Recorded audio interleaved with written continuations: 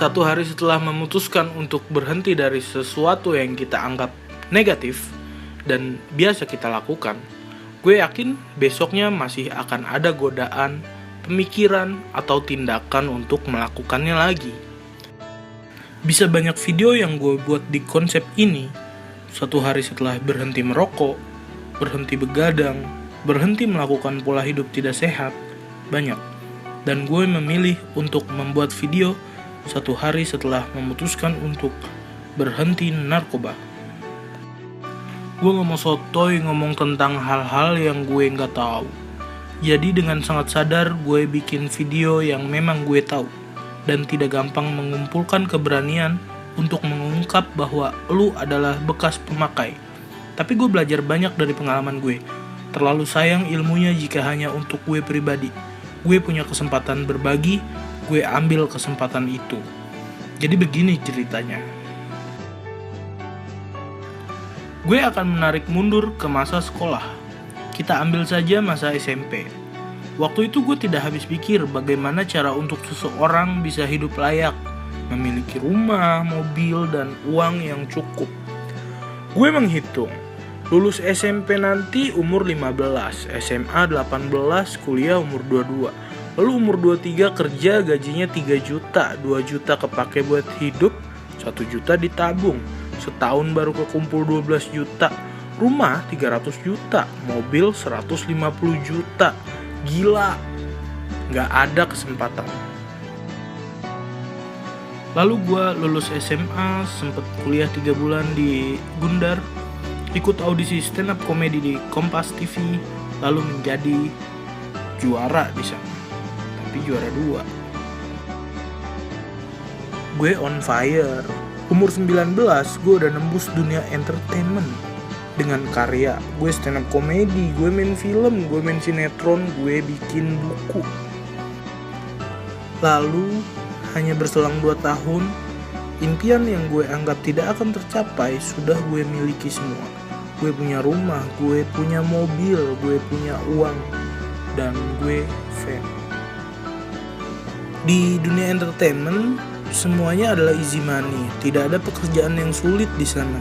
Yang gue rasa gue harus sedikit kerja keras adalah cara untuk menembus dunia entertainment itu sendiri. Setelah itu, waktu berlalu sangat cepat terasa. Entah, mungkin karena gue menjalani hidup di mimpi gue. Gue memimpikan untuk punya rumah, mobil, dan lain-lain, lalu gue berhasil. Dan di sini kesalahan gue dimulai. Di ambang bingung gue dengan umur yang masih labil, dengan rekening yang menggelembung, gue gamang. Apalagi yang harus gue lakukan untuk karir, gue merasa cukup. Uang sudah berlebih, gue gak tahu harus ngapain lagi. Kesenangan gue dulu main PS di rental. Pas udah punya PS sendiri, ternyata main PS di rumah tidak seindah di rental. Lalu datanglah seorang teman yang mulai membawa pengaruh negatif. Di pertengahan tahun 2015 ada narkoba jenis baru, namanya tembakau gorila. Semua biasa saja, dia juga tidak datang sebagai penjual. Tidak ada tanda-tanda kesuraman saat itu. Ia hanya datang dan mengatakan, "Lu tahu ganja gak? Ini ada narkoba, efeknya lebih cepet dari ganja, strong banget. Kata temen gue, jago lu kalau ngisep 3 kali tapi gak muntah." Ini masalah orang yang memiliki ego besar. Tidak bisa kalem jika ditantang sedikit. Gue langsung mengiyakan dan mencoba. Setelah 3 kali hisap, gue pusing tapi tidak muntah. Dia mencoba 2 hisap lalu muntah. Ada yang lain mencoba juga kesurupan dan efek-efek lainnya. Sejak itu gue dinobatkan menjadi yang terkuat menghisap tembakau gorila. Lalu setiap hari gue membeli tembakau itu dari harga 350.000 per bag atau plastik. Lalu dosisnya naik menjadi 2 bag per hari. Lalu naik lagi. Lalu gue sudah kebal dengan tembakau gorila. Hanya memberikan sedikit efek pusing terhadap gue. Gue cukup senang. Nampaknya ini akan segera berakhir. Karena kesenangan dari menghisap tembakau gorila sudah mulai hilang. Hal yang tidak gue sangka adalah mereka mengupgrade jenis tembakau tersebut. Dari yang tadinya raja monyet, gorila, menjadi dewa. Namanya tembakau Hanoman. Rasanya lebih menekan tapi gue suka. Jadi setiap dipakai gue kayak orang bego gitu, bengong-bengong, dan yang gue sadari adalah pantesan orang bego gak bisa dibilangin, ternyata menjadi bego itu enak.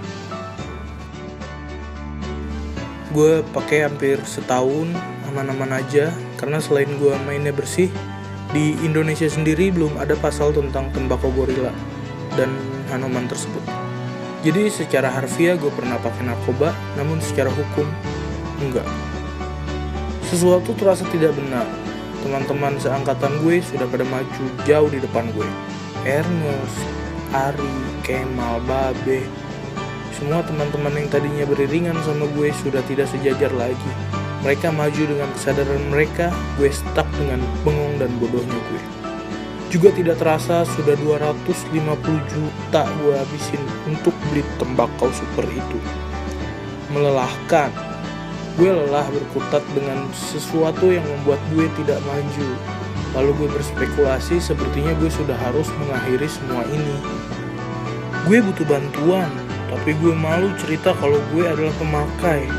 Ke orang tua, keluarga, tempat yang paling mungkin gue cari untuk berbagi adalah teman baik yang tidak menjudge gue seorang pecandu.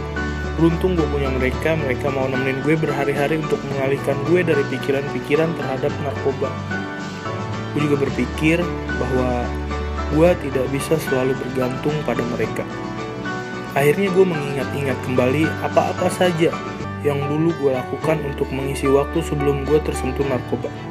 Ya, memang hidup gue seperti ada dua fase, sebelum narkoba dan sesudah narkoba. Gue ke mall, movie maraton, main bola, open mic, rental PS, membaca, menulis, dan gue daftar fitness. Juga bayar PT.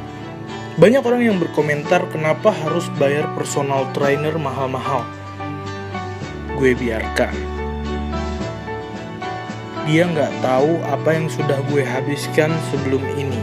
Berkorban sedikit lagi gue rasa tidak ada salahnya dibanding kembali ke kebiasaan lama. Lantas apa yang terjadi satu hari setelah kamu berhenti narkoba? Kamu akan digoda, mendapat tawaran lagi, kembali memikirkan untuk menggunakan. Tapi tenang, jika hanya sebatas itu, kalian belum kalah. Sampai suatu waktu kembali membeli dan menggunakan. Jika sudah seperti itu, gue udah gak tahu harus apa lagi. Tapi sebelum itu terjadi, pikirkan, apa mau ketinggalan lagi dengan teman-teman yang sudah berkembang, sudah dipercaya banyak orang? Apa mau hidup tanpa karya? Apa mau kembali kehilangan banyak hal? Bahkan saya, orang dengan ego yang tinggi, saya mengaku tidak mampu mengendalikan narkoba. Untuk sekarang, video ini tidak menguntungkan saya, bisa merugikan malah. Tapi saya yakin, saya percaya, tidak ada hal yang sia-sia. Who knows? Siapa tahu ada banyak anak bangsa terselamatkan karena ini. Karena seperti saya bilang, masuknya narkoba ke hidup kita bukanlah suatu yang mengejutkan seperti yang kita pikirkan sebelumnya. Ia hanya seperti hari-hari lainnya, tidak terasa, lalu mulai menguasai.